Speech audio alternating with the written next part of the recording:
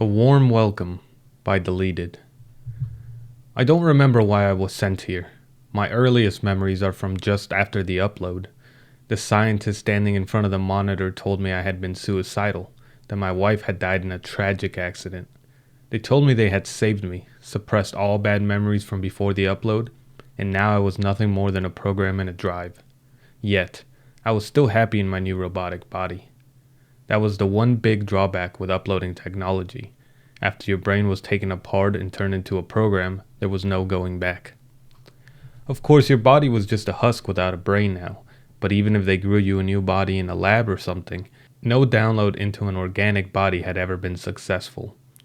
They could, however, download you into a robot, which they did for me. But that was different. I wasn't complaining though. I had been suicidal, and they had saved me from myself, hidden the bad memories so I could be the happy scientist I had always been. Yes, I don't like to brag about it, but I was one of the best scientists in the field of colonization technology. Give me a problem, and I'll make a flourishing colony out of it. That's why I took on the new job these people had for me, colonizing the system around the brown dwarf. It had been done before, sure, but I hadn't done it before. I was deactivated and put into a sail ship.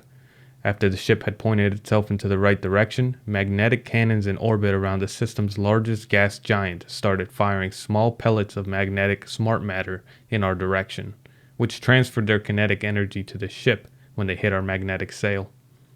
In a few years, we were up to a speed of 0.1 C. 60 more years to go, just 60 to go. Sorry, sir. This sounds like a very challenging and fun project, but I can't leave my wife behind now. We're having our first child. The man behind the desk looked at the young scientist. He didn't seem to be budging, but he really needed him, or else he could never get any profit from this damned brown dwarf. Just call your price. Money is of no concern. No, sir, I am not going. This conversation is over. The man looked at the scientist back as he walked out the door. This wasn't over yet. I woke up and looked at the clock in front of me. ETA 45 years. I wasn't supposed to wake up yet. Now that I think about it, I don't think I'm supposed to dream either. What was that dream? I had no memory of that man, but it was certainly me he was talking to. I felt the emergency systems kick in, and I was again deactivated. Honey, I didn't expect you to be home so soon. A young woman with a swollen belly stands in the front door of a freestanding home.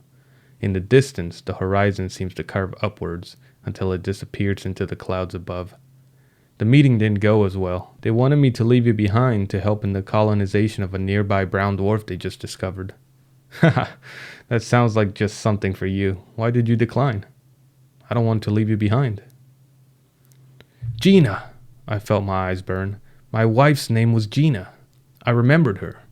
I remembered her smell, her soft skin, her everything. If I could cry, I'm sure I would have right then and there. I felt the deactivation start. I struggled, but couldn't stay awake. The last things I saw were a few red letters. ETA 28 years. There was red on my hands. Gina's vacant eyes stared at me from the other side of the room. I cried. I called out for her. I reached for her face. I felt her soft brown hairs between my fingers until I was violently pulled away into a van. I screamed. A man was sitting at the other side of the van. I recognized him. You! This is all you're doing? The man laughed. I would have broken his jaw if I hadn't been restrained. Yes. And now that you don't have your wife to worry about, what do you have to say about our proposal? I sank to the floor. Blood, sweat, and tears dripping onto the floor of the van. I knew what they were going to do to me. There was no escape. I awoke screaming this time. I remembered everything. I remembered my entire life and how they had ruined it. I was raging. I was on the verge of destroying the entire ship when I noticed a big brown red ball in front of the ship. I laughed. Colonists were coming, expecting a utopia in a cold tundra. Ideas flashed through my mind. High-velocity projectiles, fusion charges, dirty bombs, antimatter, gray goo. I would destroy everything they sent towards me, just like they had destroyed my life.